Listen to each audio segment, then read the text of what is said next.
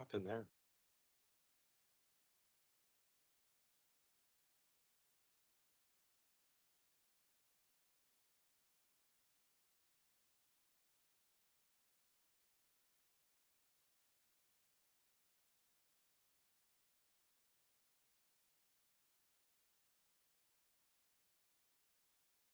Good evening, everyone.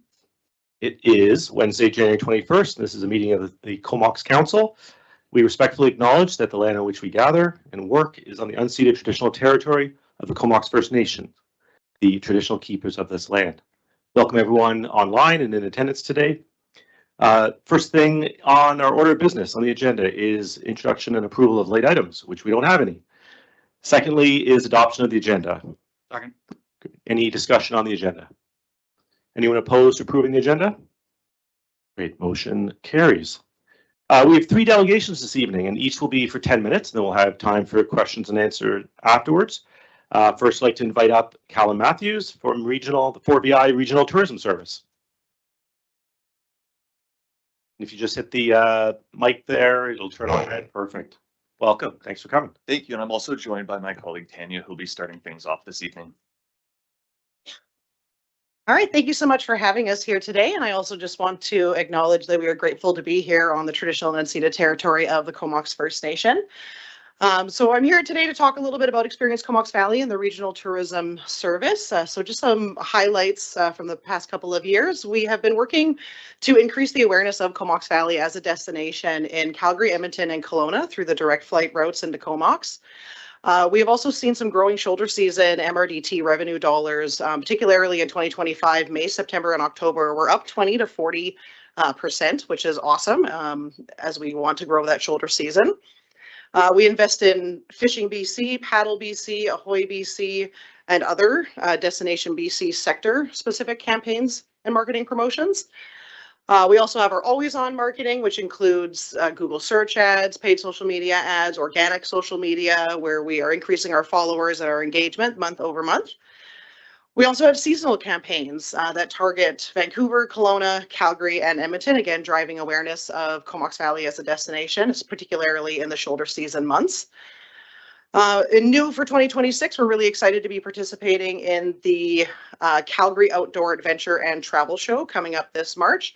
And we were also selected as the host community for the Explore VI Travel Trade Show event that's happening in May of this year. So other great exciting things coming down the line to increase the awareness.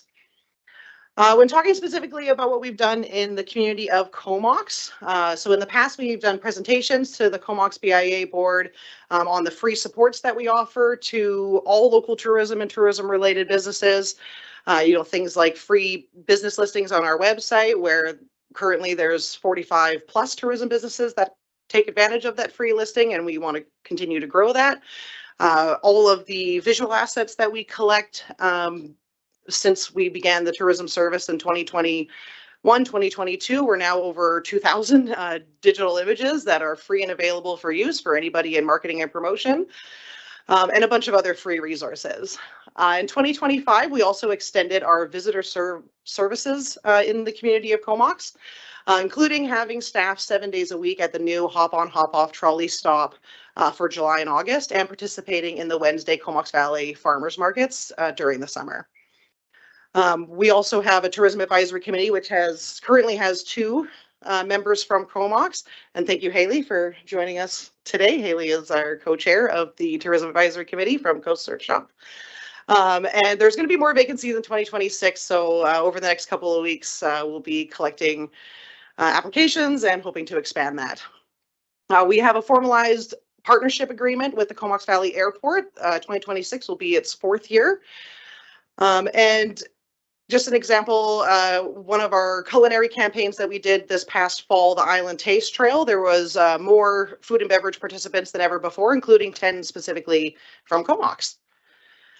When looking at the dollars of investment in this is for 2025 budget, our events and experiences grant, we were really excited to see that there were 4 recipients from Comox. So that was over $30,000 that was distributed in those grant funds to those 4 recipients. As I mentioned, Ahoy BC, Fishing BC, and Paddle BC, which are very much focused on marine activities, so really benefit tour operators that operate out of the Comox Marina for things like boating, fishing, guided fishing, as well as SUP and kayak and other rentals. Our mobile visitor service kiosks and our partnership totaling over $75,000 of, like I said, that's direct investment from the MRDT that we collect in Courtenay that went towards Comox.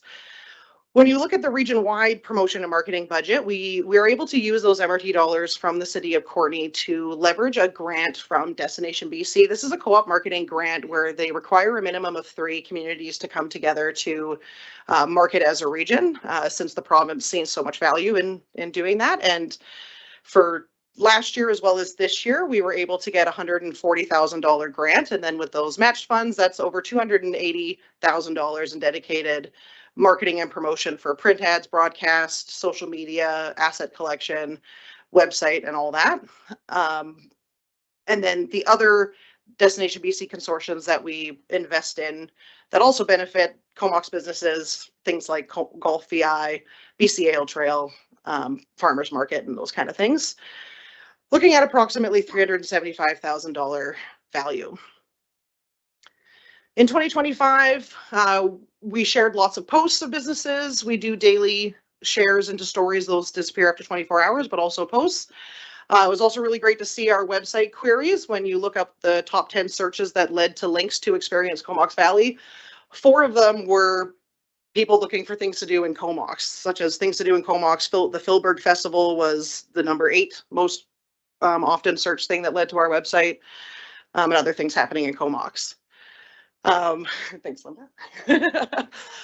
For the 2026, we also have a new fishing video that's coming out with Fishing BC. I've seen the draft of it. It is not officially live yet, but really excited to see that. We created a number of new blogs on our website that featured Comox, as well as our consumer e-newsletter editions that also drive awareness of Comox and things to do in Comox. And we gave a little extra love during the CVRD sewer conveyance project, including developing 5 new video reels for sharing on social media and a blog that specifically focused on the project and a circle itinerary, encouraging people to still visit, just making sure that they were aware that you had to sort of follow the circle around. We also do a bunch of online sponsored content. So these examples of online articles point towards the entire region again, with mentions of Comox, Courtenay, Cumberland, and our rural areas, as well as a variety of different activities to do. We did a commercial, a 30-second commercial that was aired over 450 times on CTV and had 3.2 million impressions, which is awesome because the broadcast ads that we did in the previous year were 2.8, so it's really great to see that that number increased in 2025. And there is a lot of visuals on that ad. It's linked through the link if you guys want to view it, or I can send it to you. It's got a lot of visuals of Comox in there as well. We also had an ad running on the Hello Ferries, and we created a herring spawn video to really highlight the exciting things that go on in around our marine activities each spring of each year. Also, for a little media attention, not sure if you happen to see this, but the Skyscanner's top destinations for Canadians to travel to in 2026, Comox was number 1. Number 1, and that is, Victoria was also on the list, but that was with worldwide destinations like Portugal, Mexico, Taiwan, and a couple others. So it was really cool to see Comox listed at number 1 on that article. This is just to give you an example of the region-wide print ads that we do with our marketing dollars, with over 440,000 distribution across BC, Alberta, and Washington. You can see there's a picture of the Oyster Bar in Comox. The Comox Marina is featured in a number of our print ads and online ads. Oh, and now Callum's going to talk about the tourism strategy. Perfect. So as you're all aware, we've been working on a 10-year long-term planning process that's focused on developing a strategy to support the economic growth as well as environmental and social well-being of the region through tourism. This plan was approved by the Regional District Board in early December, and that followed kind of a final public comment period that had a lot of really wonderful discussion that led to some adjustments to the strategy to beef up some of the kind of economic job creation, business attraction side of the strategy. And just to give you a little bit of a sense, that then kind of flows into the 5-year plan implementation and the ongoing initiative exploring the potential of expanding the municipal and regional district tax so that it's collected not just in the city of Courtenay, but in the rest of the regional district as well. It also includes increasing the MRDT collection rate from 2 to 3% in alignment with what most other communities in the province are doing.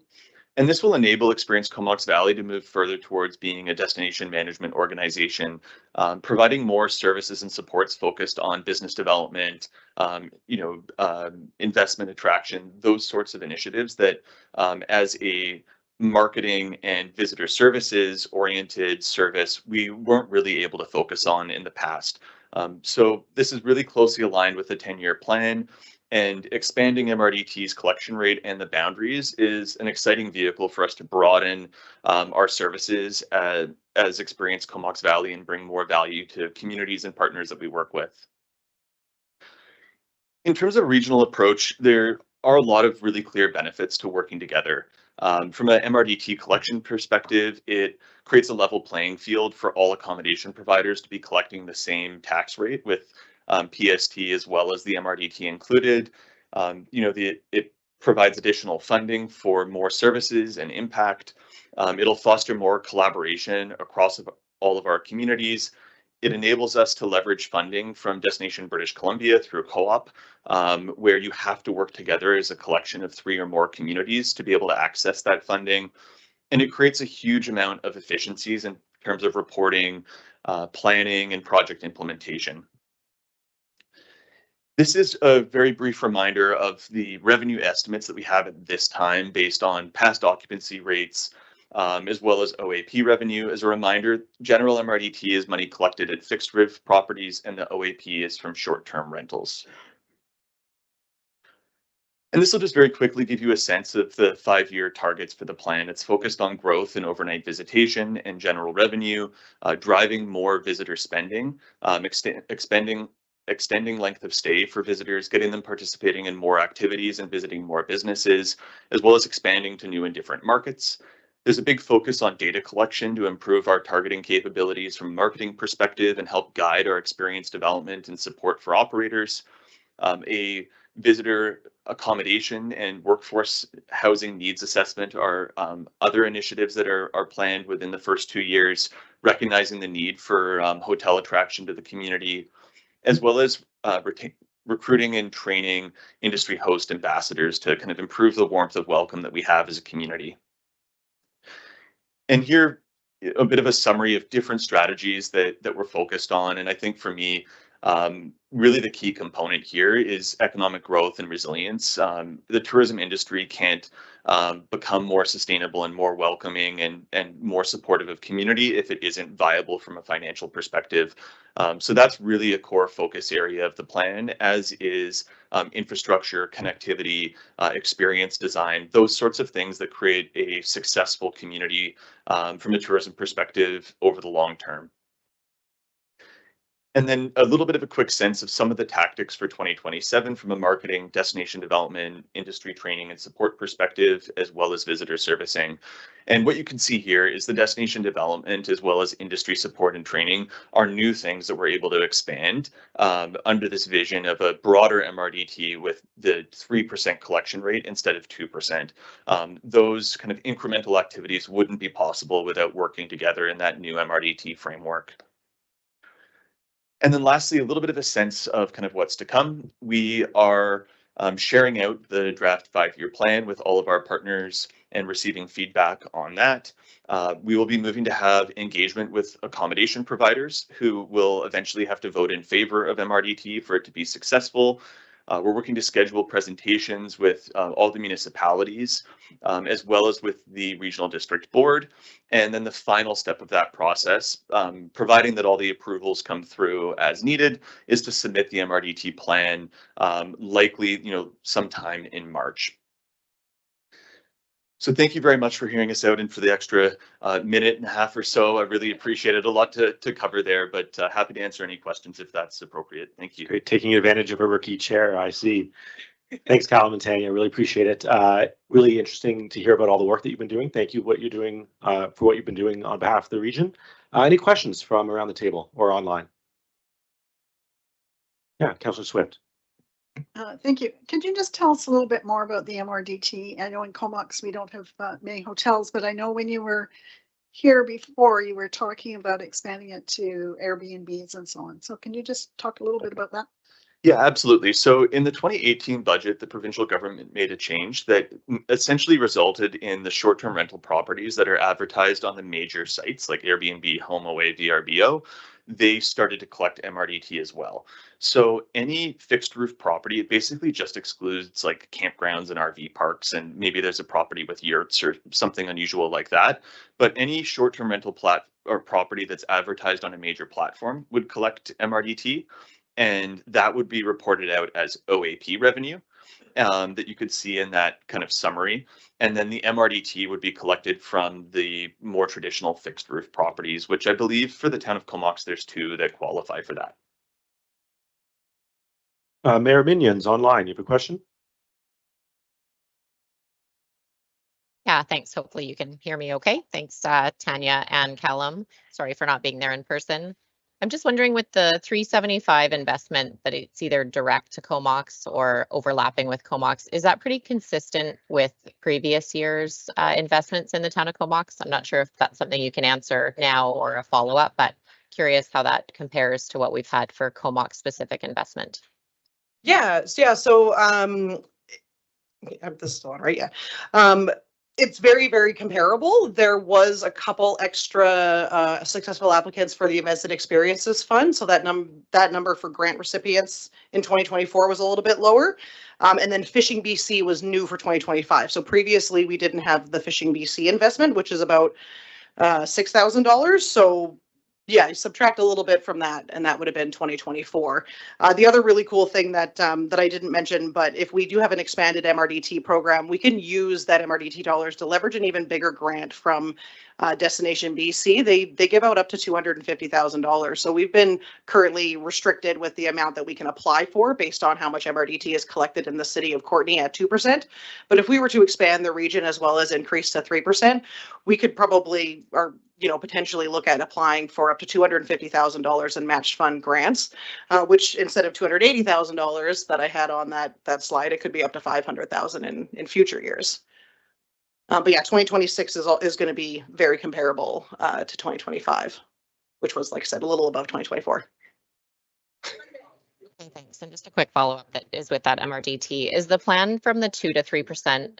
That's a set. I know it's in the 5-year plan, but it's coming before 2027, and that's something that will be consulted with the hoteliers, or that's set in the plan to happen 2026, 2027 to the 3%? Yeah, so that would be in 2027, and that does require support from 51% of the accommodation properties that have 4 rooms or more. Thank you. Thank you. Councillor Haslett. Thanks very much. I'm just a little bit more curious about the regional approach and on expanding the program.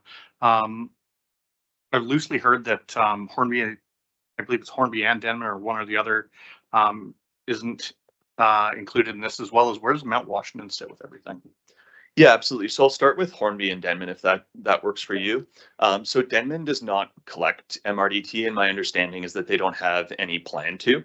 Hornby, on the other hand, does collect MRDT, and I'm quite closely involved in working with them on that.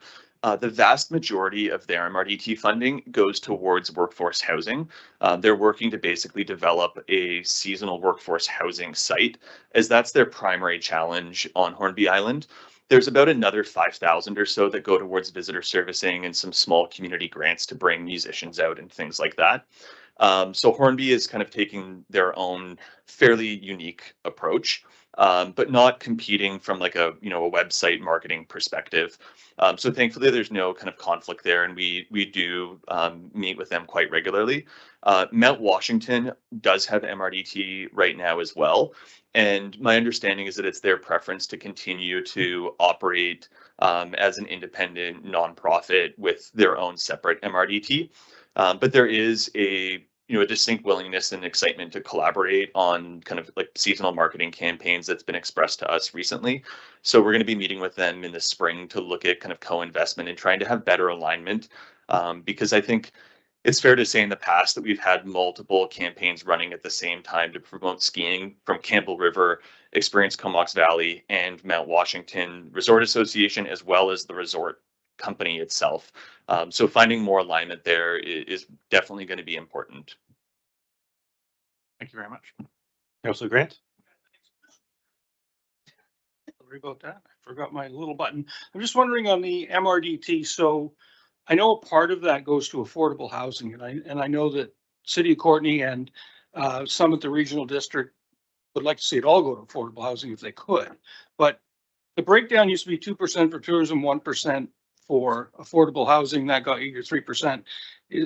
Is that still the case, or how does that whole breakdown work now? Yeah, so how it works right now is that you've got the general MRDT portion from the hotels. That is not going towards affordable housing. It's the short-term rental revenue that is classified as OAP that goes to affordable housing.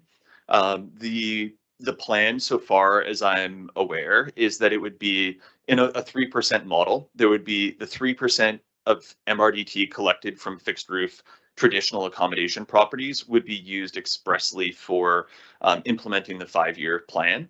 The 3% revenue collected from those online accommodation platforms would be directed towards some sort of affordable housing uses. Okay. And the other question I had was, you showed us a lot of stats about numbers and dollars and stuff. Does it equate to people coming to town? And of those people coming to town, how many actually come to Comox after they've gotten here? Because you can spend all the money you want, but if it's not attracting people, it's not really doing it. Yeah, that's a great question. We don't have the numbers of people, but we did do a visitor intercept survey in 2024, and visiting Comox and the marina was the number 2 top thing that people came and did, and that was surveys that were collected at the airport. So people leaving town after their visit here, we asked them, what did you do while you were here? Why did you come?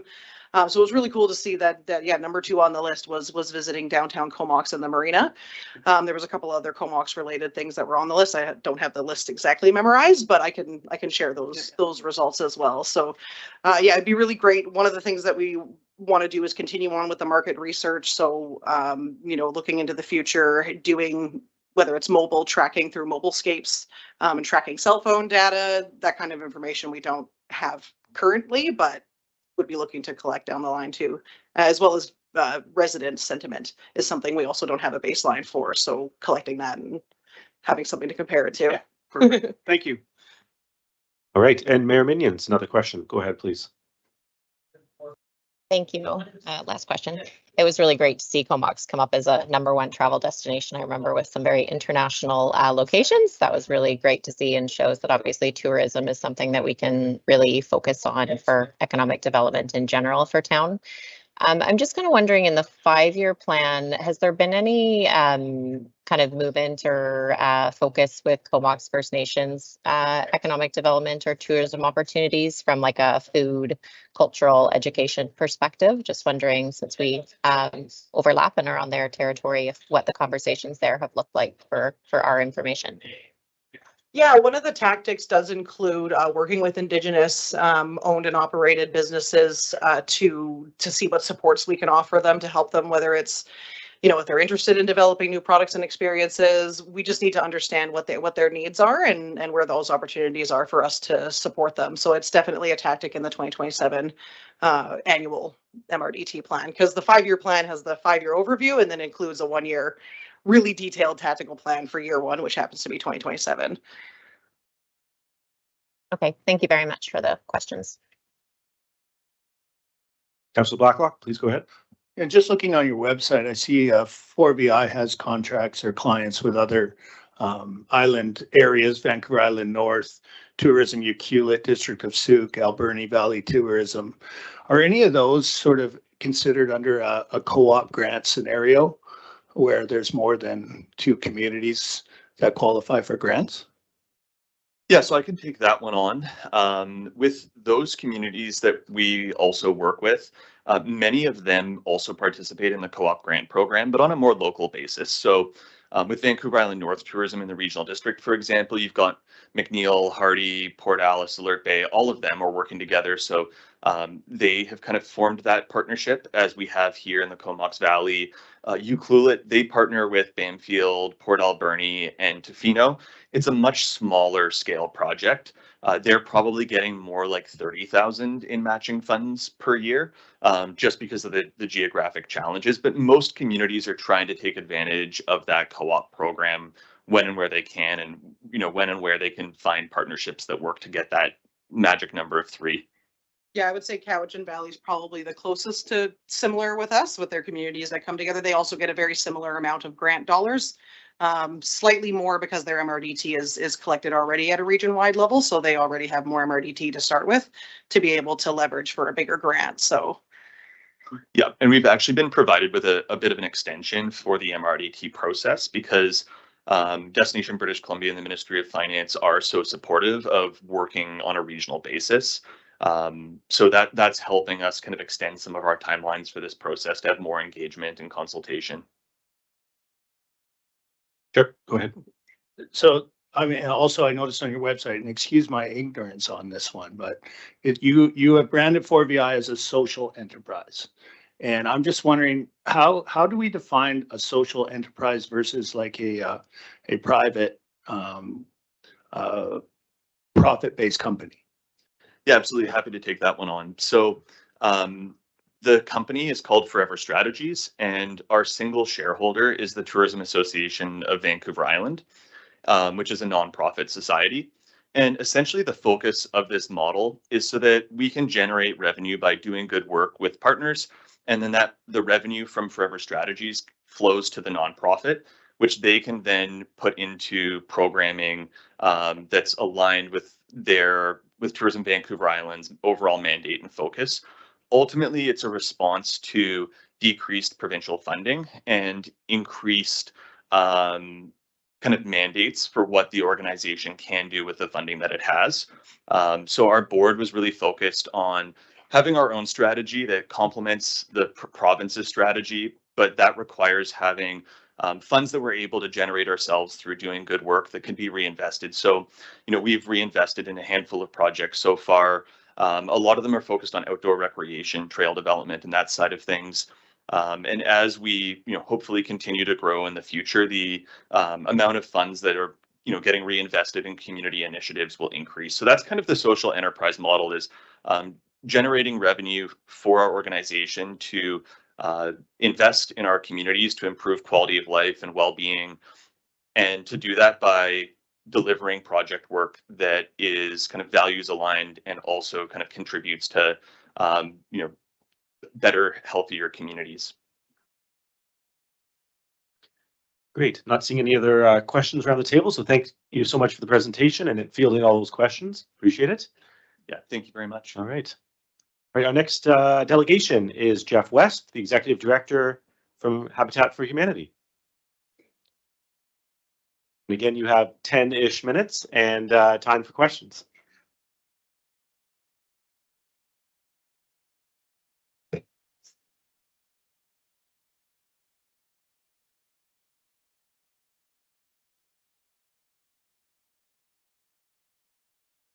Okay, thanks very much. So yeah, Jeff West, Habitat for Humanity, Vancouver Island North. Thanks for having me back. Appreciate Mayor and Council's indulgence in having me at the lectern again, talking about what we do at Habitat. Here for fairly specific purpose, but I think it's probably best if I just do a recap so people understand what Habitat for Humanity does. I know those guys chewed up some time. So what do we do? So imagine you are a single parent of 2 children. You're living in your basement rental house in Comox. You're precariously housed in that your landlord is talking about doing a reno and asking you to leave. It's actually a bit too small for your family. They're growing. The kids are sharing a room and they're getting too old for that. We focus on providing affordable home ownership for families with moderate income. So you're making $70,000, taking care of these two kids, and there's nothing left at the end of the month. There's no opportunity for you to put money aside for a down payment, and you're stuck. That belief in home ownership that we have as Canadians and British Columbians is not within your reach. So what do you do? That's where we step in. So what we offer is a home ownership opportunity for working families with children. There's no down payment, and we provide an affordable mortgage geared to income. So the mortgage payments to buy your home are 30% of income. That includes all your housing costs, property taxes, strata fees, and a portion of your strata fees. So what we're able to do is take families from no hope of owning a home into their own home. The way we do it, rather than a down payment, families volunteer 500 hours of volunteer time working on the build or in a related part of our business, restores, committees, fundraising, etc. And they come in with no down payment and move into their homes, and we hand over the key. We all tend to cry a bit when that happens.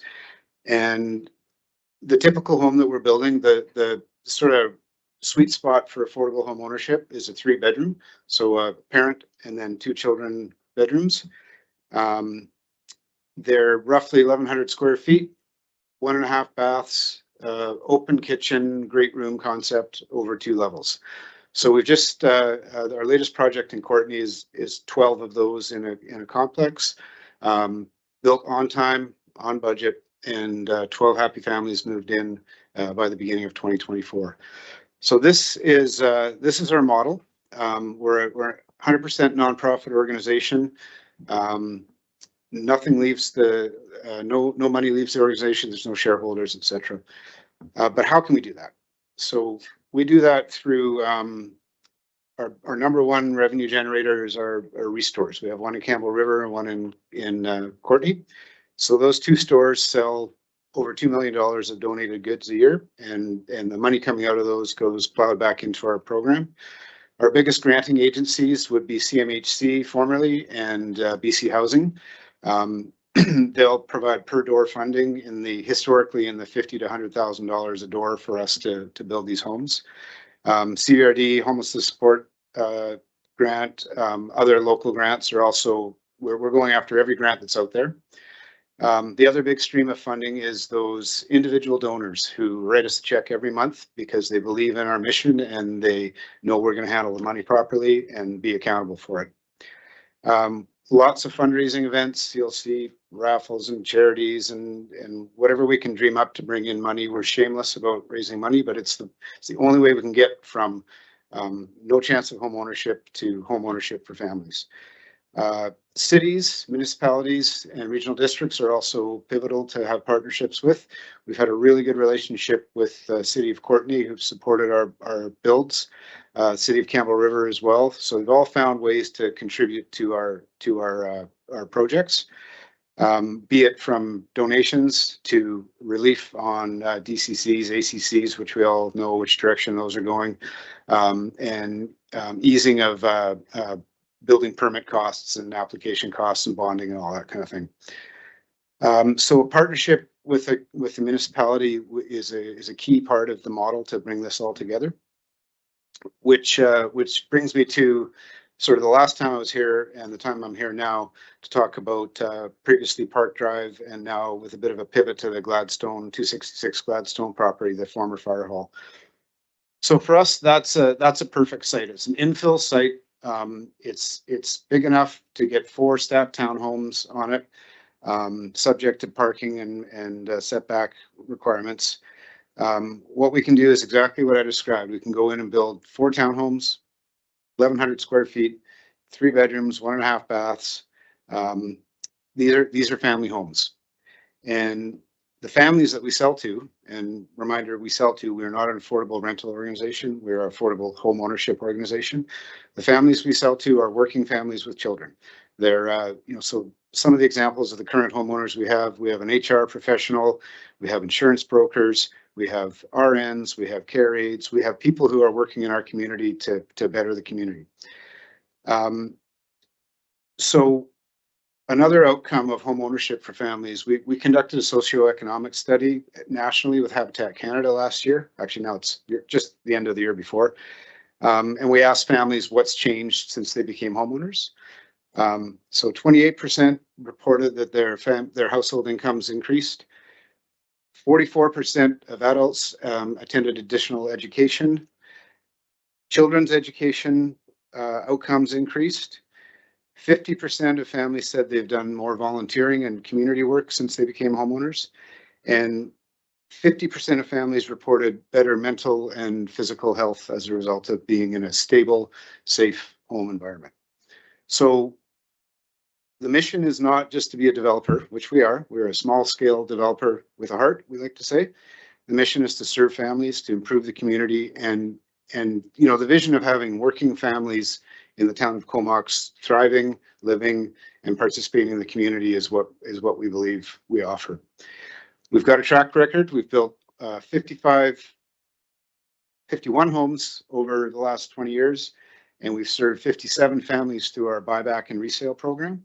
So every home we sell to a homeowner, if they decide to move on, we have a first right of refusal. We, without fail, buy those properties back, refurbish them, and sell them as nearly new to the next set of Habitat families. The reason people leave their Habitat homes is not because of, you know, financial strife or problems with the home ownership program.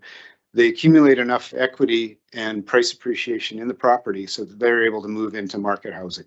So that's a perfect model because we can get families in, they can thrive, they can succeed, move up the ladder, the housing ladder, and then we're able to serve a new family. So that's the model. The site we're here to talk about is Gladstone tonight, and we believe it's a really viable project for us. Everything going smoothly, we could be in the ground in less than a year. Permits, permitting and the site development and architecture happening. We can get in there and start building. So that's what we'd like to do for the town of Comox. And final point is the investment of the property, if it's transferred, is a great investment. It's a part of the financial puzzle. We will bring the other $1.5 million, $2 million to the table and invest it in that project. So we're looking for an opportunity to partner and to leverage and to spend our money in the town of Comox. That's really all I have, aside for questions that anybody might have for me. Great. Thank you so much, Jeff. Any questions around the table? Okay. That's probably a good sign, Jeff. Couldn't have been perfect. No. Yeah. That's great. Well, and thanks on behalf of council. Thanks so much for all the work that you do in our community and make housing more affordable. Really appreciate it. Yeah, appreciate it. All right. Okay, we'll be chatting about that a little bit later on in the agenda. Our next delegation is Larissa Rudquist from the Comox Valley Community Broadcasting Society, and some props are coming up as well. Bringing the party. All right. Hi, good evening. My name is Larissa Rudquist. I'm a member of the Comox Valley. You could turn that around so that people online can see it, and then there we go. Yeah, there we go. There we go. Very nice. Okay, thank you. And again, you have 10 minutes and then time for questions. Okay. So my name is Larissa Rudquist. I'm a member of the board of the Comox Valley Community Broadcast Society. I'm a new member, so I'm going to hand it over to my colleague Wendy, and she's going to get us started. Hello, Council and Mayor. Thanks for having us here today. So I just wanted to give you a little bit of an idea of what is happening over at Dig FM Community Powered Radio in the Comox Valley. We did send a letter back in November requesting a letter of support from Council, and you responded by inviting us to your meeting to answer some questions. So just to give you a bit of an overview about what we're doing, the Society was formed 2.5 years ago, and we wanted to fulfill the need for a local nonprofit community radio station.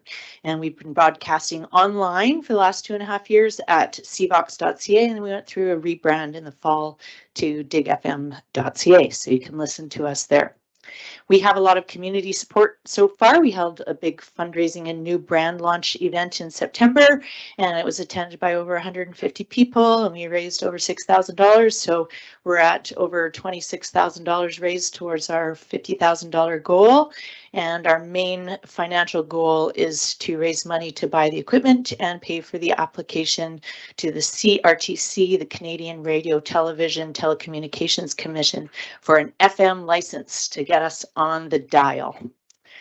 So we're currently streaming a 24/7 schedule of programs that are both locally produced and outsourced Canadian-made shows. And all of the locally produced programs, including past episodes, are available for on-demand listening as well on our Mixcloud platform, which you can access from digfm.ca. Our station is entirely volunteer run at this time, and our roster of working board members and active volunteers is about 35 people, putting in a combined total of over 100 hours a week. The station, as I said, is currently preparing an application to the CRTC, and we all know that local FM offerings are limited here. Even CBC has a hard time getting through sometimes, but we've received a broadcast engineer report that shows us that we can get really good coverage of our area by putting up a transmitter on a local antenna. Some of our program highlights over the last year have been Ancestral Echoes, which is a program that we did combined with Comox Valley Arts, where Métis elders and Métis youth shared stories with each other. CV Report with Heather Watson. She was watching all of the municipal meetings and gathering local news stories to share on our station. Watershed Radio is another show that is locally produced that talks about local environmental issues. Homegrown Music of the Comox Valley is a show where local musicians are interviewed and featured. And I produced a show called Performing Arts Comox Valley, which I'm really proud of, where we take live off the floor recordings of local performing groups like choirs and the concert band and the symphony and theatrical groups, and we broadcast that on our station. And we have a nice archive of those concerts on our Mixcloud, which is cool. Our goals in presenting to you today are to raise awareness and listenership for our station, and to let people know of ways to get involved by volunteering with us, also by making shows. If anybody is interested in making a radio show, we'd love to hear your ideas. Secondly, to answer your questions about our letter of support request that Larissa wrote, because she's a key member in assembling that application to the CRTC, and your letter of support would be really helpful to include with our application. And thirdly, we're looking for a bricks and mortar home for our station, a studio space. So we were hoping that as council, you could ask somebody as part of the town staff to have a look at spaces that are owned by the town and see if there would be a suitable studio space for us to use for this community radio station. So yeah. I think the main point of our station that I feel really strongly about is its potential to really strengthen the fabric of our community by sharing diverse voices and stories and ideas and creations with each other, which I think in the face of what's happening in the world on a big scale, having strong communities is really important. Thank you. Great, thank you. Any questions around the table? Councilor Grant. Can't let you go without asking at least something. Well, you did ask us here to answer questions, Yeah, so please let us know. We might as well have. Yeah. So I'm just wondering how many listeners you would actually have at this time, and why radio rather than, say, podcast or something of that nature? Do you want to answer that? Yeah, well, so the main target, of course, is the valley. So I think we're roughly at 55,000 people as our main listenership, but of course it will go into other areas as well. The exact numbers we don't have yet. So that's the number of listeners we're expecting to target. What was the second part of your question? Why radio? Is why radio over podcast or some other form? You know, I think radio seems to be going the other way. You know what? That's No, I wish Derek was here because I was hoping Derek could be here to speak to this because he's been doing this for, I don't know, about 65 years or so, I think. So his understanding is the statistics do not say that in fact, people are looking more towards radio, especially right now when things are becoming more and more uncertain and they're looking to more community-based voices to receive verified real news. So the more and more like they're turning away. So if, for example, when people want to get involved with politics or want to get involved with community, they want to have that outlet to do that. The more and more they are disenfranchised from the existing outlets to do that, the more they'll be searching for something more community-based and something more reliable to have their voices heard or shared amongst their peers. FM radio is a very good way to do that. And hyper-local FM radio is a really good way to do that, especially when it's totally focused on the Comox Valley. So we think that's actually not the case. It's going to be shifting that way. In terms of podcasts, etc., part of our education platform is to educate high schools and NIC perhaps at some point in future on how to develop podcasts and how to create them and all sorts of different things. So we have that covered as well. Yeah, you're welcome. I think that also a radio station is well poised to respond immediately to things that are happening in the moment, as opposed to podcasts, which are planned well in advance and stuff like that. So having a hyper-local news source is important to us too. Councillor Haslett had a question. Thanks very much. A couple of questions, actually. They asked about the studio space. What does kind of like an ideal space look like to you? Yeah, so I asked Derek. Derek. And I need my glasses, hang on. Sorry, this is new. I actually remembered them today. So I did ask this. So he says, ideally, I'm going to quote Derek now. So ideally, we need 1,500 to 2,000 square feet. In any location that is allowed, we want to create a studio space that would accommodate a couple of control rooms, a small studio, and a larger studio space for local artists to rehearse their music and record. The building itself can be almost anything: old retail space, factory space, office space, etc. It needs to be accessible and have washrooms, good internet connections, and sufficient power, not much more than a standard office space. It should be in a place that provides parking and should be open to public view as much as possible.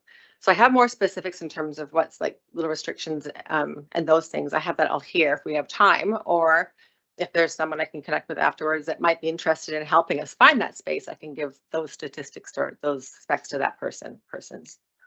And then the other question I had about this was, what does licensing look like after you get that initial application through? Yeah, so CRTC had a moratorium on new applications until fairly recently. We've been given the signal to go ahead. So we're planning on having the application in the next couple of months, hopefully. So right now we're gathering our materials. The support letter we've requested is part of those. Then that package goes to the NCRA, National, what is it? What's it? Community Radio Association. Thank you. Yeah. I'm the new one, right? So it goes to NCRA. They're going to help us out. We're going to find out to the CRTC. We're expecting to wait about a year. And after that, we'll make sure that all of our programming is in compliance with the regulations, et cetera, moving forward.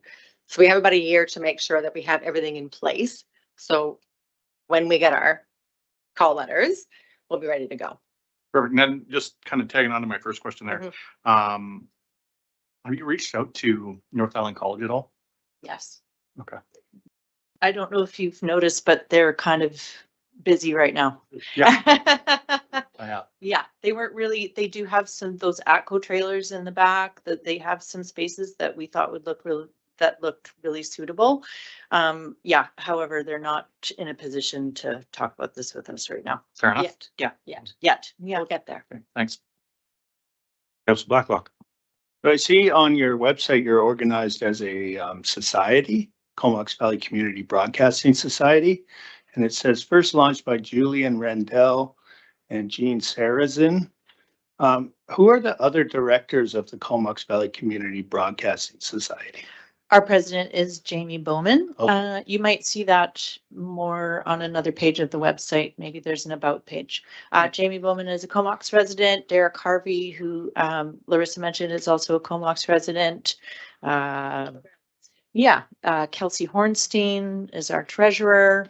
Anne Fair is the director. Jamie Bryant is a director. Brian Latta is a director. I'm a director and Larissa is as well. So there are 8 of us on the board. And so, and those are the creators of the initial society. The creators of Jamie Bowman has been the president since the inauguration of the society. And that has all moved. One of the main founders was also Arzina Hemier. Thank you. Arzina was one of the first directors too. John Kerrigan, Craig Allison. Perfect. Thank you. Yeah. Any other questions?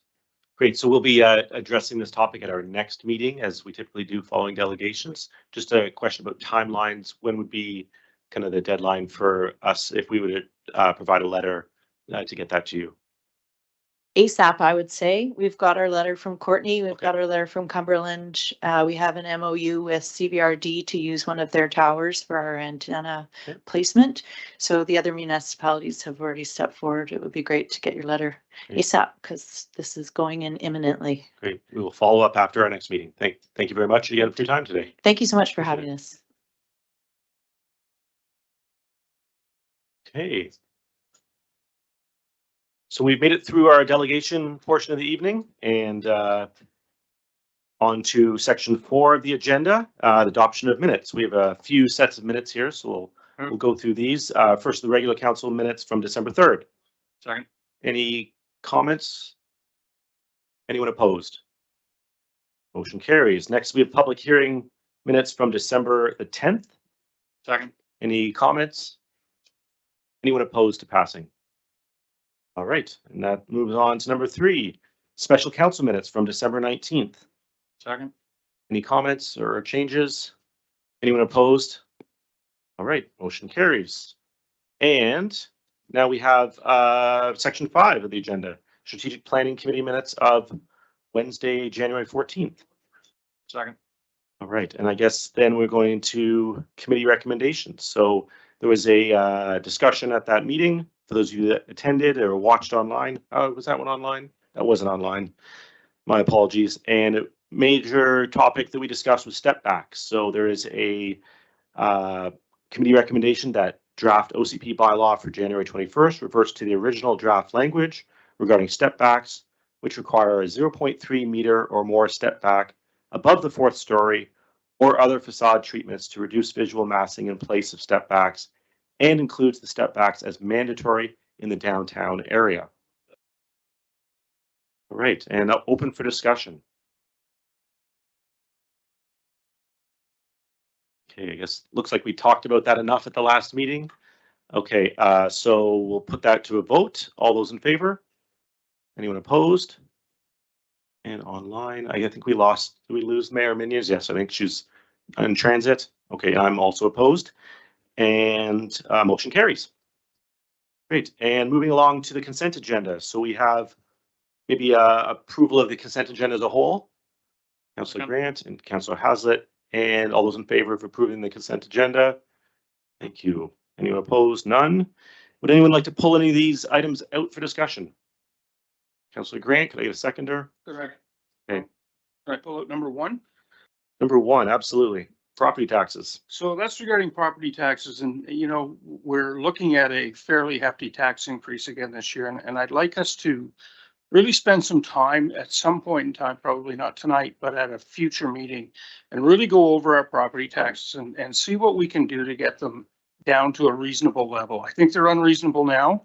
They're supposed to be unreasonable again the following year, and it's just not palatable, in my opinion, to continually bombard people with taxes. I don't know what the solution is, so that's why I think we need to have a good and healthy discussion on it, but I would like to see that happen. CEO Wall, is that something you'd like to follow up on, or options for reducing taxes? Or is that more of a rhetorical? I mean, it's cutting services or not. So I guess that's the answer.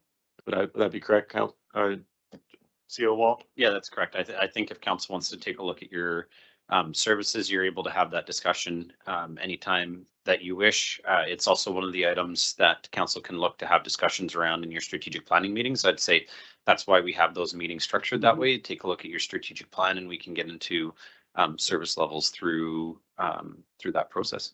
Okay, well, that's what I would like to do, and I think we should do it at the next strategic planning meeting, so I guess that would be up to me to bring that up. But I'm good with that, because we can't continue down the road we're going, so something's got to change, I think.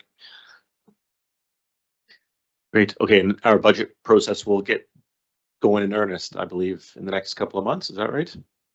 Budget's going to be, so we have our budget policy where the goal is that your capital and your operational budgets are passed prior to the end of the year. Headed into an election, there is an exception for election years where that's not the goal any longer, and it will depend on just the consistency of council. If you get a council back that's everybody is the same, I think you can probably move forward, but you can end up with brand new councils and expecting them to pass a budget, and probably their second meeting is not realistic. So we would just have to see where the new council is and whether they're when they're ready to move forward. Great. Thank you, CAO Wall, for those comments. Any other comments on item number 1? Okay, we have another one. I saw Councillor Hazlett's name hand up. Pull out 8 and 9, please. 8 and 9 are the same topic. That's right. Could I get a seconder? Okay, this is to do with the Elm Place and Pritchard Road directional signage. Go ahead. Been to the property a couple of times. It's split up into 2 different spots. They've got a pool right in the middle of it that kind of breaks the property apart. Would the signage come down to the town needing to put that up, or is it simply they need permission, they go out and they get a sign made and they put it down? Yeah, if they wanted to get a sign made, we could talk about installing it on one of our right of ways. I don't think that probably solves the issue though, because when people are attending, they're usually using a digital solution to get there. We have contacted and updated the routes in Island 911. I believe ambulance uses a different database. Maybe I can look over to Chief Schreiner to comment on that. Through the acting chair, yeah, ambulance uses a different database. It's not a local problem really so much. The fire department knows where we're going when we arrive there or go to attend there.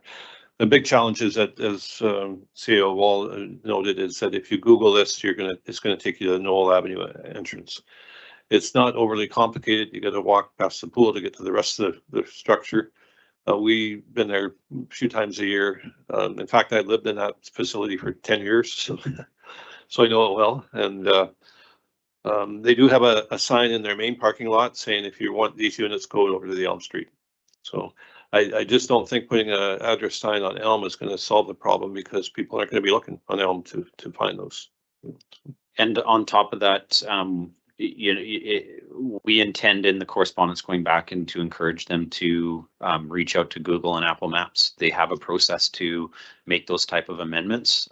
So maybe they're just not aware of it, but I would encourage them to do that, because then we'll have the majority of residents, civilians that are trying to find it should be able to between those 2 map databases.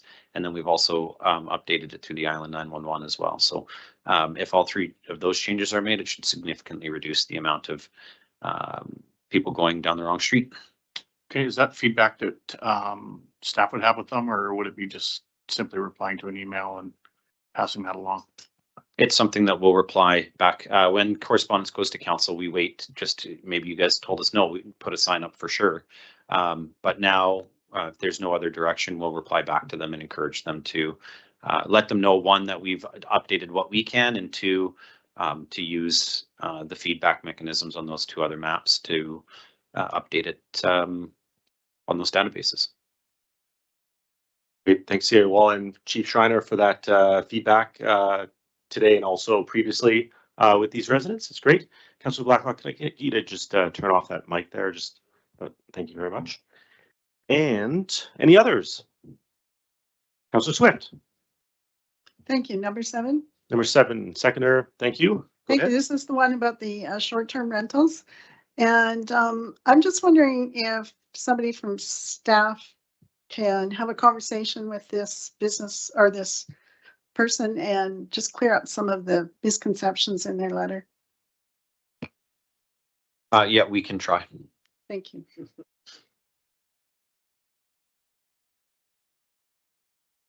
And Cami, I believe Mayor Meaden is trying to log back in. You're working with that?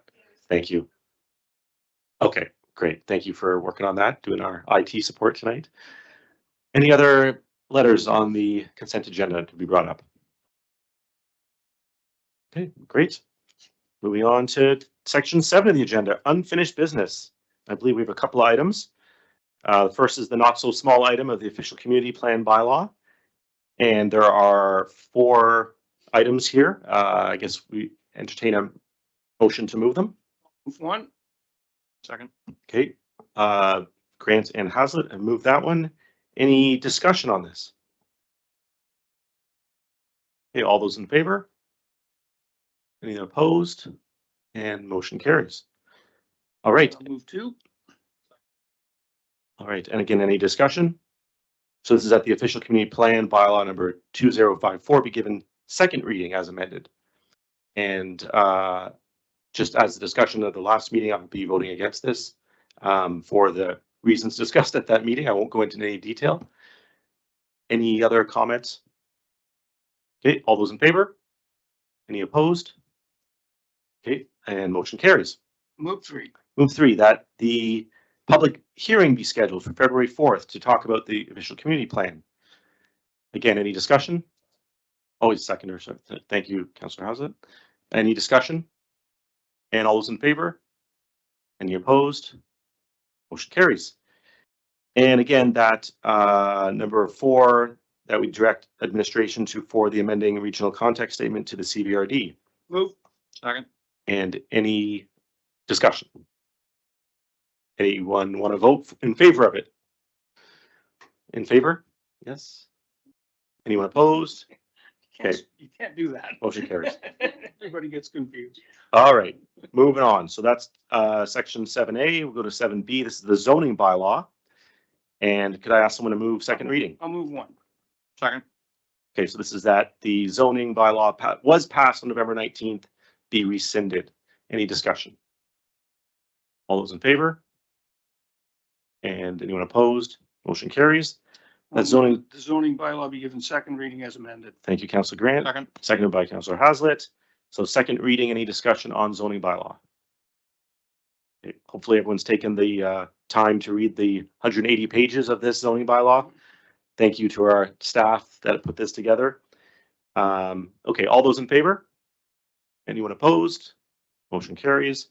And move three. And move 3, that a public hearing also be booked for February 4th to have this discussion with the community. Any discussion? All those in favor? Anyone opposed? Motion carries. All right. Section 8, we have no special reports. Section 9, we have bylaw adoptions. And the first one is on page 451 for those of you following along. In the agenda, the records management bylaw number 2050. Second. So we have a motion and a seconder. Any discussion on this records management bylaw? All those in favor? Anyone opposed? Motion carries. On to new business. And just for reference, this is the 2026 UBCM Community Emergency Preparedness Fund Resolution by the Comox Valley Emergency Management Service. There's a slight change in the wording. In the third bullet, the number is actually 200,000. And not 150,000. That's a change that was provided to us by the CBRD recently. So this is that an application, joint application be made by communities in the valley for this emergency preparedness funding. I'll move the recommendation. Great, thank you, Councillor Grant. And can we move all 4 items at once? Okay, perfect. So this is moving the entire recommendation. And we ask for these various streams of funding to help emergency planning in the region. Any discussion? All those in favor? Anyone opposed? Motion carries. All right, we'll let the emergency planning service know about that. Next on the agenda, we have on page 463, the discussion about the Gladstone affordable housing. I'll move that. So this is, and I'll read this one out just because this is probably going to be a bit of a discussion, that the town of Comox proceeds with the acquisition of the Comox Fire Protection District's 1/3 ownership interest in the property located at 266 Gladstone Avenue at a value proportionate to the 2026 BC assessment land value, which was $82,700, funded from the town's affordable housing reserve. All right, it's been moved and seconded. Any discussion about this topic? Councillor Haslett. I think this is a really good spot for the project. I'm just curious what the feedback was from the fire protection district.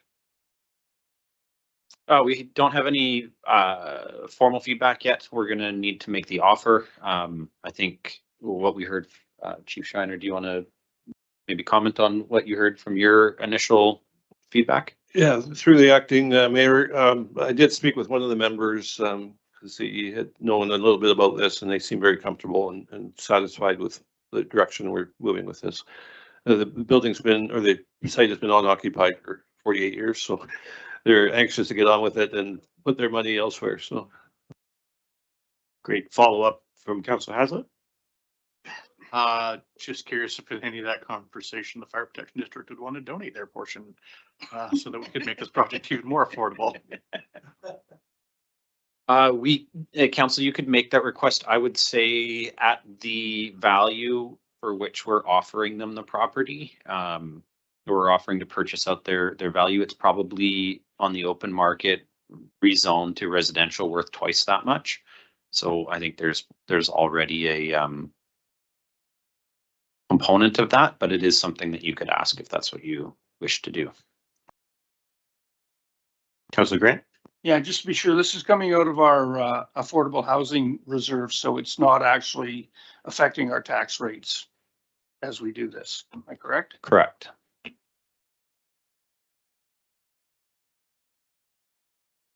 Okay, any other discussion?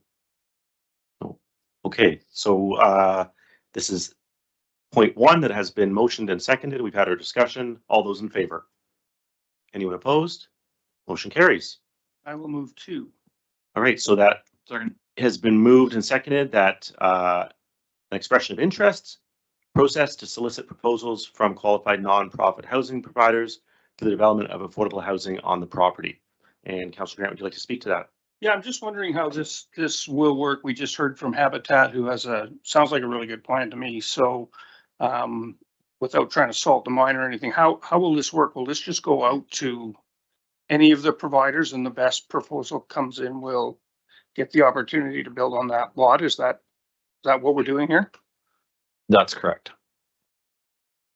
And just a process question for the CAO, an alternate recommendation or an alternate proposal could be to simply sell at a dollar this property to Habitat for Humanity as opposed to going out for an EOI? That's correct. I'd say rather than getting direction at this meeting to enter into a sales agreement with Habitat for Humanity, that council would direct us to enter into negotiations for the sale, and then we'd bring back the terms of that sale to council.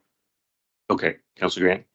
Okay, so, I know that Habitat has eyed this property up for many, many years, and we've gone through many machinations of how this would work. It seems to be a little disingenuous for us to go to expression of interest when we've had that support from them. So would that be the best way to go, is to look to sell it to them? And should we make that motion tonight, or is that, I just want to make sure we get this right. That's all I'm trying to do. CAO, please. If your intention is that you would like Habitat to develop that site, then I would direct council to the alternative recommendation. Right now, what you have on the table is an open process where you would be asking all nonprofit developers to submit. I will answer your question as best I can, because part of it is a values decision that you need to make as individual councillors. I would agree with the statement that if your intention is to enter into an agreement with Habitat for Humanity because you like their style and you like their project, their style of ownership is likely not to be matched by other nonprofit providers. So there wouldn't be a need or going out to an RFP just to end up at a conclusion that you know you're going to end up at is probably not the best way to go about it. So the question is are you sure that that is the model that you want to move forward with? And if it is, I think alternative number one would be an attractive path to go. Okay, and Councilor Grant, I know you had a follow up and then No, go ahead. As in past meetings, I'd like to recuse myself from this discussion and vote on this issue on a conflict. Thank you. See ya. Thank you, Councilor Blacklock. You have a quick follow up and then we'll get to Councilor Okay, Haslett. so the appropriate thing to do if you wanted to follow and work with Habitat would be to vote against the motion that we have and then bring back the alternative. Is that correct? Correct. Okay. Great, thanks for that clarification. Councilor Haslett. I was going to say exactly that. I would vote against the expression of interest going out because it just seems to it'll slow things down a little bit, and that we would move forward with the alternative recommendation. Okay. And Councilor Mayor. Yeah, I'm also, I generally lean towards expression of interest in very open and transparent processes. But in this case, given the history that we have with Habitat and given I think the great fit of their model for Comox, I'm in favor of voting against this and bringing forward a new motion to work directly with Habitat. Thanks, Councilor Mayor. And you might have a motion to, okay, perfect. I got that sense. Okay, any further discussion at all? Okay, all those in favor of going to an expression of interest? All those opposed? All right, and I'll entertain other motions. That's okay. Yeah, sure. Well, I'll propose, I think it's a little bit more in line with what CAO Wall was suggesting as the alternate, that the town of Comox enter into direct negotiations with Habitat for Humanity for the sale of 1966 Gladstone for $1 for the provision of affordable housing units. Need a seconder? Second, however, is at 1960. I've got 2066 on here, so I just want to make sure that we give them Yeah. 266. Great. Second 266 Gladstone. Thank you. And quick question for the CEO again. Was your suggestion earlier that we don't have a dollar amount in that? No, that's fine. We're going to bring back a sales agreement. Okay. Based on this direction if it passes. Okay. No problem. Perfect. Okay. Any other discussion? Seeing smiles around the room. Okay. So all those in favor of this alternative recommendation? Anyone opposed? Motion carries. Great. It's an exciting day for Comox. All right. Perfect. Okay, so moving along to the next item on our agenda, page 465. This is about the fire station replacement. I believe we have a presentation from Chief Schreiner. We just wait a moment. I think Steve got lost. Oh yeah, we should bring back Councilor Blacklock.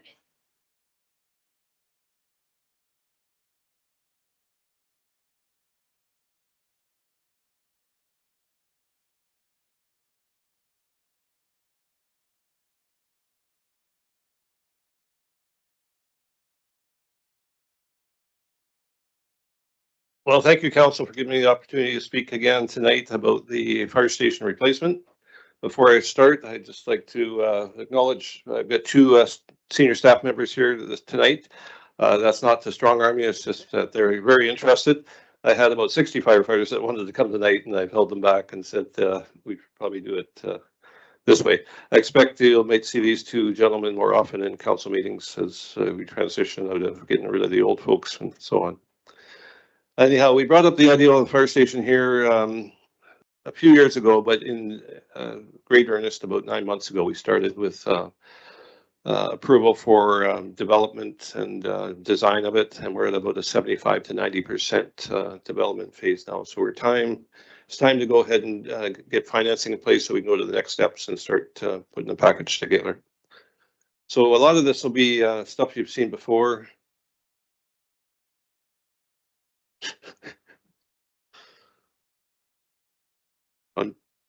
I'm doing both.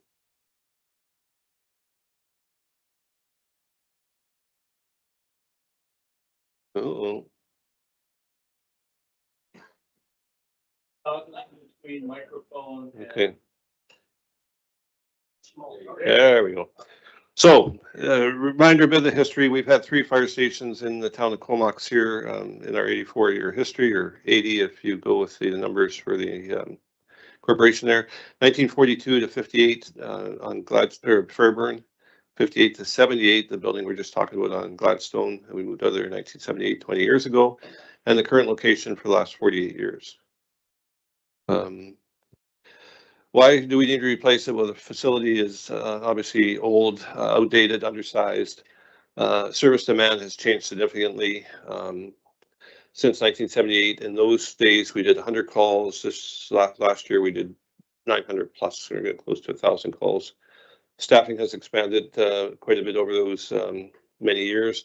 1 full-time to 8 full-time now. Current fire hall serves our community well, but no longer meets needs. It's time to go forward for the next 40 years. Oops. So this is the architect's rendition of what it would look like. We're keeping the truck bay portion of the fire station, and we're adding, tearing down the office side and making it a 3-story. Right now it's a 1.5 story. The additional footprint I'll show you on the slide here shortly. It's just a slight addition of 20 by 20 kitchen off to the park side, but only in a grass area. It's not going to be taking any trees out and everything. A bit complicated with the build. We figured it would be because we're trying to take down an existing building and save the main part of the fire station without causing too much damage and so on. So there's some additional challenges there. So. The truck bays were assessed, and we expect they'll last for another 40 plus years. They've been seismically upgraded in the late 90s. The new structure will be seismically updated as we build it. We bought our largest truck recently. It fits in the existing fire hall. We don't plan to expand the fleet for many years. There's no major changes to the truck base during this, but we do have some soft changes or smaller changes that have been in our 2027 budget, capital budget for a couple of years now. And they include a new roof on the truck base. That's overdue. The roof on that truck base is over 30 years. In fact, we talked a few years ago putting solar panels up there, but we decided not to because of the age of the roof. We've been talking about fire sprinklers in the truck base for the last 20 years, but we haven't moved forward with that because we don't have a large enough water supply to the fire station to supply sprinklers in the building. Tying that together with the project today that we're talking about will save us about 50% of the $100,000 we budgeted for the sprinklers for the truck base. So there's a lot of cost savings to tie these things together. And lastly, we need new concrete in front of the fire station where the trucks park. It's coming apart, 50 years old concrete and so on. And there will be some cost savings there to combine that with the main build here. That's the kind of plan of the fire hall here. And a couple interesting parts here that you may or may not know, but the green area on the side, our property line goes to where the end of the green area is.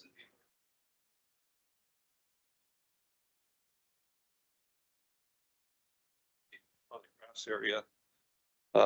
All those big trees get to stay. There's a small cedar hedge that will come out on the patio area, just where that red area is. But otherwise it is all existing. So it was quite surprising, even I didn't know that the property line for the fire department was 80 feet beside the building. There was some talk, I guess, in earlier years of maybe expanding the building kind of in a flat area across there and to make it a bigger 1-story building as we needed more space, but it makes more sense to go up and save those larger trees that are there. So we're going through a 3-story. We're going from 4,200 square feet to just over 10,000 square feet. And again, no major trees being moved. We have 3 offices in the building. We'll have 7 in the new facility. We currently have 3 bathrooms or 1 shower in the building. We'll go to 9. We have 3 bathrooms. We're going to 13. Training space pretty much doubles. And we're going to, on the 2nd floor, as I mentioned before, we're going to set up some kind of like a business center. So some of our work at home volunteers can hang out at the fire hall and do work from our business center in the building and be available to go on calls. So we'll end up with 5 bedrooms on the 3rd floor of this facility. We have 1 bedroom on the 2nd floor of our current facility. These 5 bedrooms will be used for firefighters. The new portion will be built to post-disaster. We're not at that state at this today, and it will be set up for a town emergency operations center. We'll have expanded support services like kitchen, classrooms, offices. It'll be accessible building. We don't have that luxury right now where you can push a button to get in the building and have an elevator to get to the 2nd floor and things like that. So that'll all be included in the new build. And probably most importantly, health and safety of our site will hugely increase. Because of lack of washrooms, lack of decon conditions and stuff, it's very difficult for our firefighters to clean up properly after a call. Mentioned the bedrooms, expanding up to 5 bedrooms.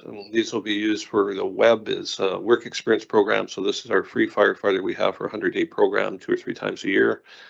And then the other units will be used for paid on call firefighters, young firefighters looking for affordable rent in our community. And the reason why that number is a variable 1, 2, 3, 4, it just depends on the what the need is at the time. If we don't have enough of our local firefighters wanting to rent, then we'll get more work experience and vice versa. So if we can fill out 5 rooms with local firefighters, we will do that. So in exchange for affordable rent, they'll have some requirements to be on duty at certain times, nighttime particularly. Currently at nighttime, we have nobody in the building, so our nighttime response will improve greatly. Out of our 900 plus calls a year, over 50% of them are medical calls, heart attacks, strokes and things like that. And time is of the essence in those calls, but certainly also in the fire calls. So it strengthens, this whole build will strengthen our paid on call model. That's the POC acronym there. And will support future growth in full time if we ever grow the community even bigger. A bit about the funding. So what we're asking in the report tonight is borrowing up to $7 million with a shared partnership with our Comox Fire Protection District. That $7 million includes a $1 million contingency, which I hope like heck we don't have to touch. So that's part of my job, is try to figure out how we can keep the costs in line there. We'll have revenue from those rentals upstairs with the affordable housing of about $50K a year. We're asking for affordable housing contribution of at least $100,000, which is in the report, to support the units upstairs. We're asking in that same report to advance those 2027 budget items I just spoke about, the roof, the sprinklers, and the concrete. Each one is $100,000. Move that ahead and align it with this project. Most of that won't get spent till 2027, with the exception of the sprinkler system, because we need to get that going as we put the water service into the building. Comox Firefighters Association, you might remember, donated $50,000 to contribute to furnishing. This is a DCC cost recovery project, and future wildfire revenue can potentially help this. And we also have a $5 million grant application under review, which we hope to hear about by May. Some of the tax numbers, it's about a 2% increase, $33 a household. This wouldn't start till about 2028, because the building would take most of 2027 or into 2027 to construct and occupy. Assuming a 30-year replacement and a 20 or 50-year timeline for the building, we'll have about 20 years after we've paid down this debt to collect money for asset management for the next 50-year replacement. So these are numbers from our finance director, and thank you very much for that, Edward. But 53% of the project would be paid for by Comox taxpayers. If the $5 million grant is approved, then that number will be quite a bit lower, obviously, because that's a very significant portion. 33% by our partner, the Comox Fire Protection District. As I mentioned, eligible for the DCCs, which is about 1.8 over the 25 years, providing there is a growth for that. And that works out to about 13.5%. And then lastly, our smaller partners, Baytesu Band and First Nation, would pay roughly about 0.5%. We've got a lot of firefighters. We have 60 of them altogether. They need a better facility. And a big step here is maintaining the daytime services, but improving our nighttime service. And that's it. Happy to answer any questions. Great, thanks, Chief. First question from Councillor Haslett. I got a few here, so bear with me. You mentioned the truck bays are being left. is that going to serve us well in the future, leaving those? I know that we just did buy a new truck and it's Yeah, got a 20-year lifespan, but if a truck ends up having to be larger or longer, can those basically facilitate it? the bays could facilitate a bigger truck. I don't expect that to happen. There is a move in the industry to go smaller. For example, some of our neighbors have bought bigger trucks and they're struggling with them, trying to get them around the community. The truck we bought is the right truck for this community for the next 20 years, and I'm sure we'll have a similar footprint in the 30 years after that. So I'm quite comfortable. You know, in a perfect world, we would rebuild those truck bays and make it bigger and better. But then we've also got the issue of what do we do for fire service in the meantime? You know, if we were to build a greenfield site, build a brand new station, it'd be much easier. But we're talking $30 to $40 million probably. You know. And then my next question could be for yourself or staff. Otherwise, with the CBRD, and we've got these emergency management services that we pay into, as this is part of our emergency management services for the town. Is there any funding available through the CBRD for them to chip into the cost of this? Not that I'm aware of. CEO Wall might want to comment on that, but the Comox Valley Regional District owns probably 4, 5, 6 fire halls already. In fact, they're building one as we speak in Union Bay, so they got their hands full with the same type of issues that we do. So, Councilor Mayor? Thanks for the presentation. And I just want to say, like, it's pretty remarkable that you have been working so effectively and continuing to grow the service under these constrained well, thank you. conditions. So yeah, thank you for your service. Can you tell me, I have a couple of questions. Sure. What does it mean to be post-disaster ready?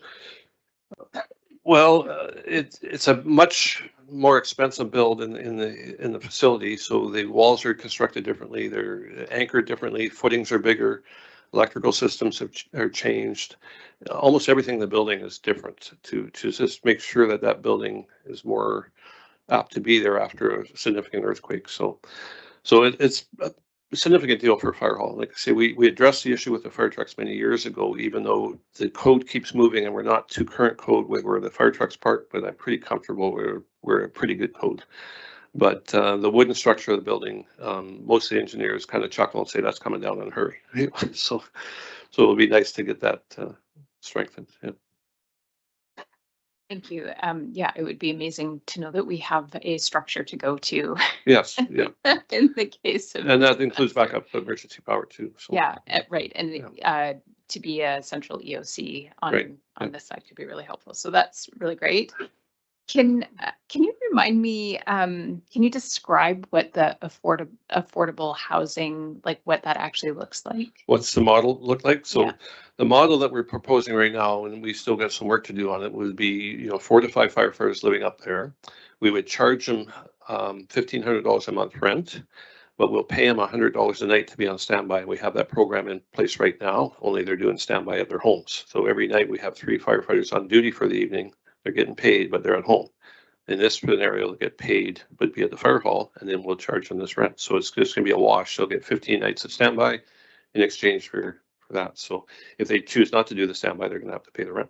Right? So it's a pretty effective model. It's been used at other fire halls, and it works very well. So they'll end up having very reasonable rent.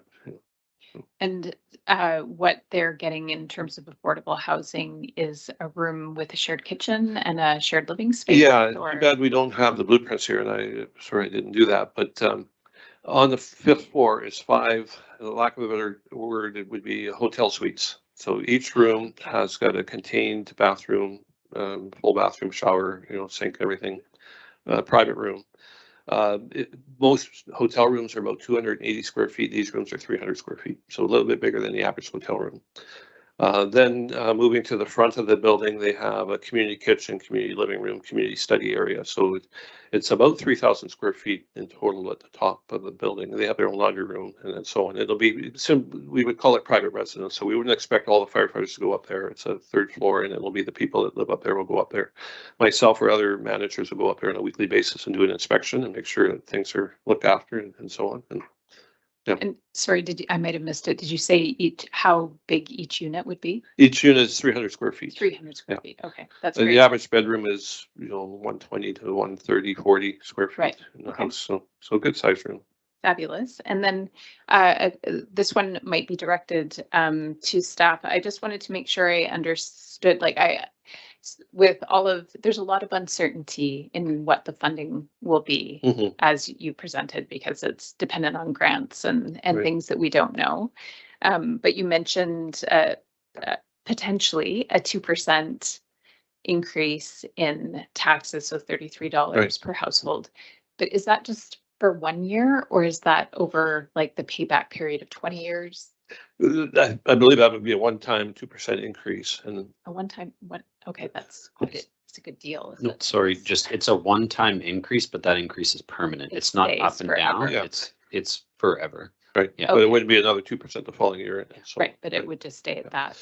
And I might add It'd too be that $33. I think the easier way to think about it is $33 on the tax bill every year moving forward that the fire hall is in existence. I see. and that right now is kind of our worst case. We don't get the grant. We don't get, Yeah, I other stuff, understood that to be the worst- DCCs and the and worst something like case. that. Yeah, and so with that, I know you're very creative with how you work with all these funds, which I Right. also really Yeah. appreciate, how dedicated you are to keeping the costs low. So I totally get that. Yeah. Are you imagining the wildfire revenue then would flow right into these expenses? Yeah, with wildfire revenue, it's a hit and miss. We're not really sure if we'll get called or not. Hopefully we don't get called, but if we do, we're available to help the province. Over the last 10 years, we really built up our wildfire resources in terms of equipment and training and so on. So we're pretty good there. I can't imagine we have a lot more money to spend in that area. So the last couple wildfire deployments we put that money toward capital projects. It could be fire trucks, it could be building, but either or, it doesn't matter. It'll soften the efforts of the taxpayer. Great, thank you. Councillor Haslett. Thanks. Just my last question here, I think.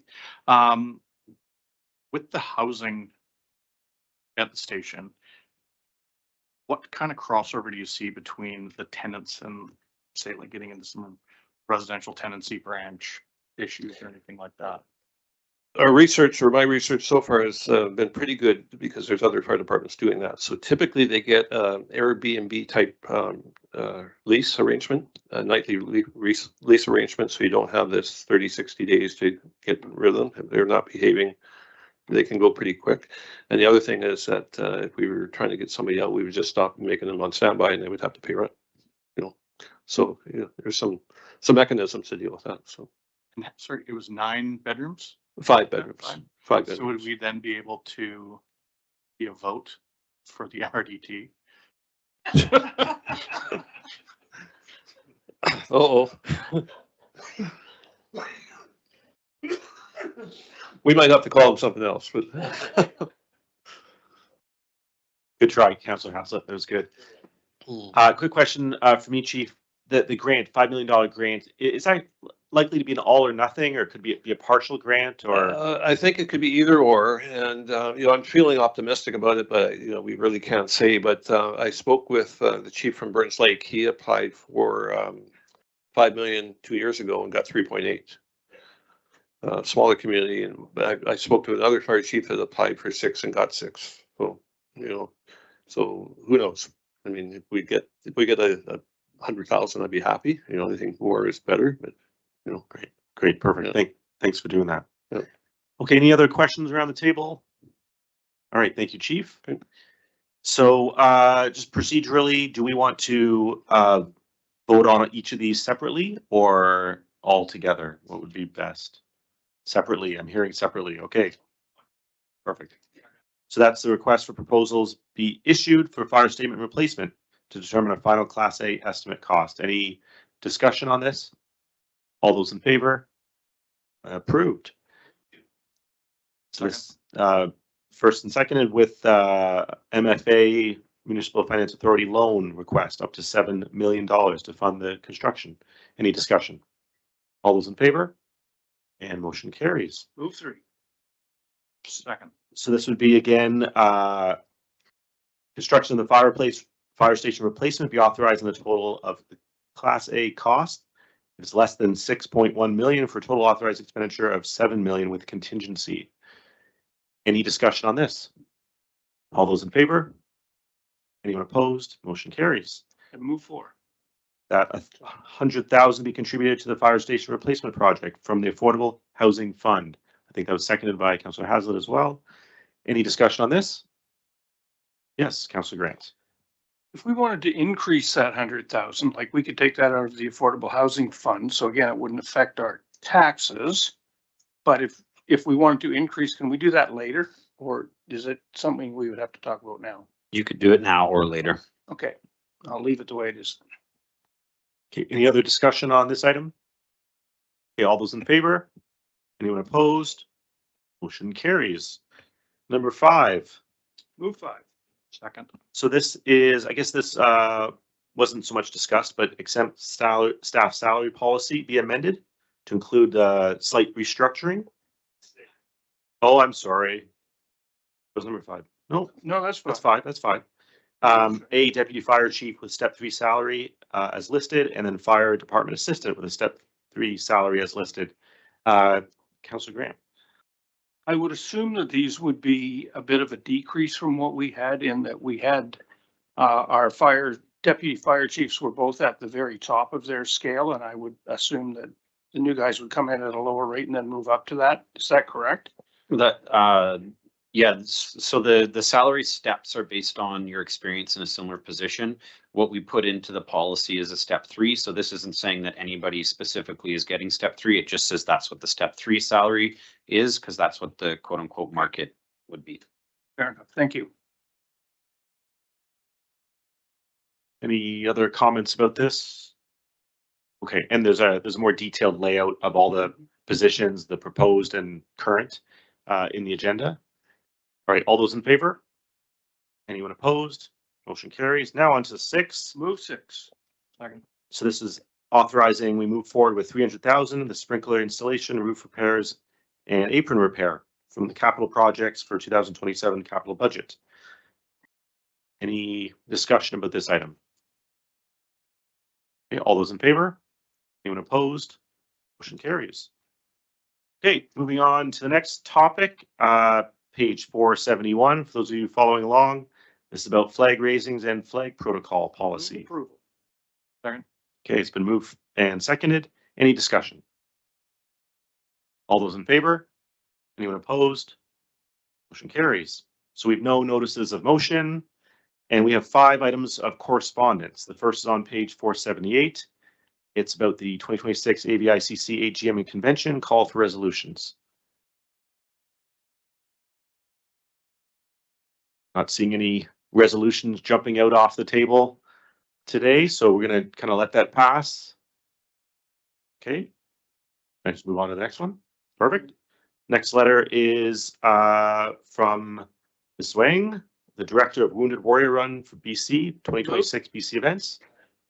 And was there a request in this one? No, I don't think there was. Okay, just a notification of the event and coming through Comox. Okay, hope people can attend on those dates that they're in Comox. Do we need to motion for receipt or anything for this? No, just notice. Okay. Anybody like to make a motion based on this? Don't see it. Moving along to page 499, letter from the Comox Valley Ukrainian Cultural Society. I'll move Request. receipt that we grant the request. Okay, it's been motion to approve the request by Councillor Grant, seconded by Councillor Swift. And this is to have continued subsidized access to our town facilities. And Councillor Haslett has a comment. This is for staff. I would assume that there's no changes in any of the operations that we had kind of moving forward over last year, and a lot of the time that they get in there is not conflicting with anyone else who's paying for the space. That's correct. Right, any other comments? Okay, all those in favor? Anyone opposed? Motion carries. Page 502, a letter from Steve Cowan, branch president from the Royal Canadian Naval Association branch and the local branch, and it's permission for the flyby of the Battle of the Atlantic Memorial Service. Move receipt and that we grant the request. Second. On May 3rd. All right. Any discussion about this? All right. All those in favor? And motion passes. All right. May 3rd, flyover. Look for it. Lastly, we have a letter from Scott Mercer, our local detachment commander, RCMP, letter of support request for the new detachment build. I would move receipt. Now I have a few questions about this. Okay, so motion and seconded by Councillor Hazlitt. Councillor Grant, over to you. Yeah, I'm just like, I'm reading this letter and it's there's a lot of stuff that I'm not really understanding. Like, I'm not sure who's paying for this building. I assume that it would be us at least partially. I don't know if that's between us and Courtenay. I don't know if the regional district is involved in this or the electoral service areas. Don't know the cost. This could be a $60-70 million building before the dust settles. So I would just like to get a little bit more information, or maybe have Inspector Mercer come in to talk to us a little bit about this and tell us exactly what it is he's going to be asking us for. CIO Wall. Yeah, I think those are really good questions and items that need to be addressed. I don't know that he's going to have the answers to all of them at this point, but maybe what council could do is to structure the letter of support saying that we support moving conversations forward to understand the scope, cost, and cost sharing of the project. Okay. So not saying that we're giving support to the construction, but that we support moving forward to answer those exact questions that you've asked. Okay, so can we add that to the motion? It was just a receipt, so. Sorry, Okay. a motion on the table to request that would work. Okay, do you remember what you said? That the town of Comox, the town of Comox sends a letter to the RCMP in support of developing an understanding of the cost, feasibility, and cost sharing for the construction of a new RCMP detachment. Okay. Well, no, we've got receipt on the table. That's what Yeah. I'm asking. So can we vote on receipt and then? Yeah. Okay. Any other discussion before we vote on receipt? All those in favor of receipt of the letter? Anyone opposed? Okay, motion carries. And I would then, move what he said. great. Councillor Grant I still can't. reads those eloquent words from CIO Wall. Seconder. Councillor Hazlitt, thank you. Any discussion on this? Sounds like a really good way to approach this. Thank you, CIO Wall, for those wise words. All those in favor? Anyone opposed? Motion carries. All right. So we've no late items. We'll do reports from member of council. Let's mix things up a bit and go backwards. Put Councillor Mayor on the spot. Oh, God.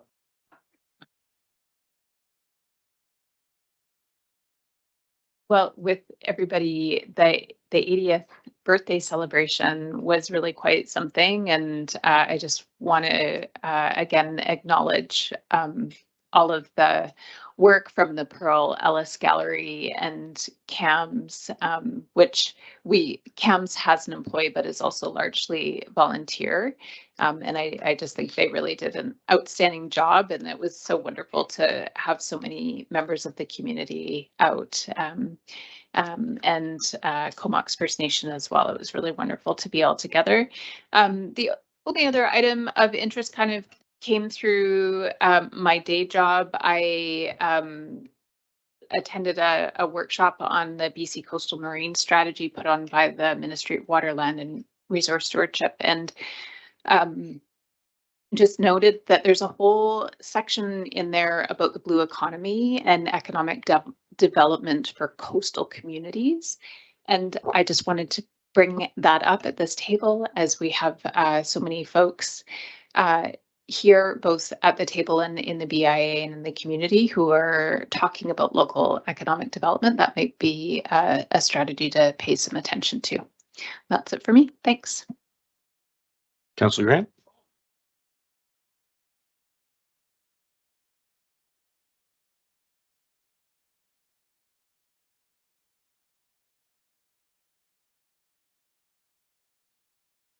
Councillor Hazlitt?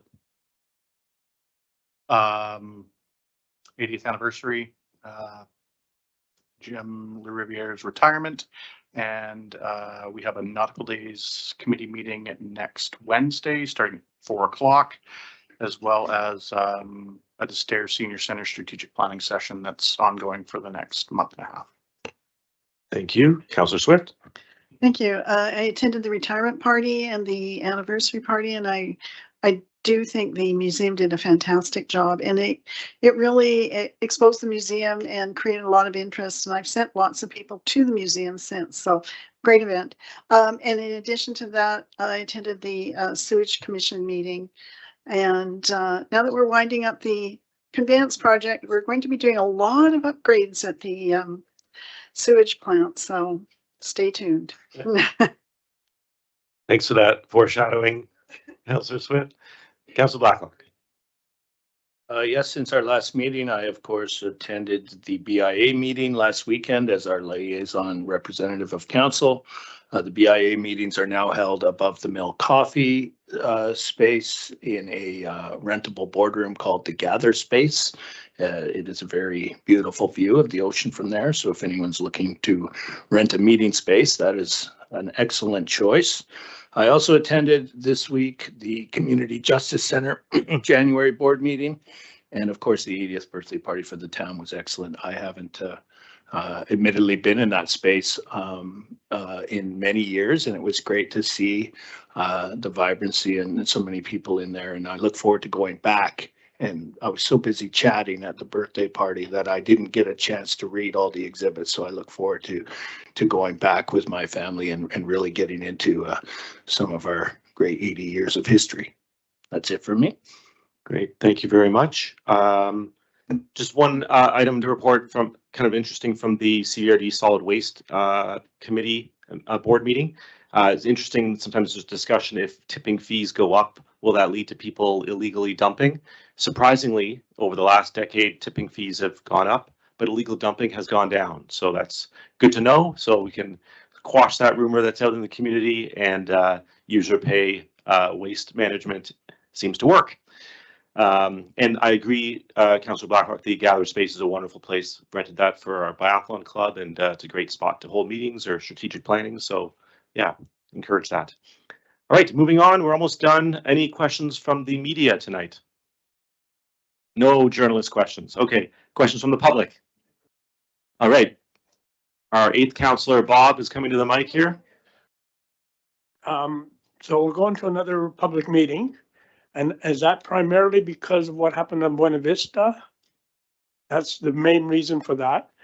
And then I heard people talking about the step backs should be in zoning. Now, the change that we made tonight, does that preclude having to put it into zoning when we don't have to renew the OCP for step backs and that sort of thing? So if the step back requirement is in the OCP, it must be done in zoning. Because it's silent in the OCP, now it can be done in zoning. Thank you very much. Thanks, Bob. Thanks for the question. Any other questions from the public? All right. Can I have a motion to adjourn? Second. All those in favor? All right. Thanks, everyone, and have a good evening.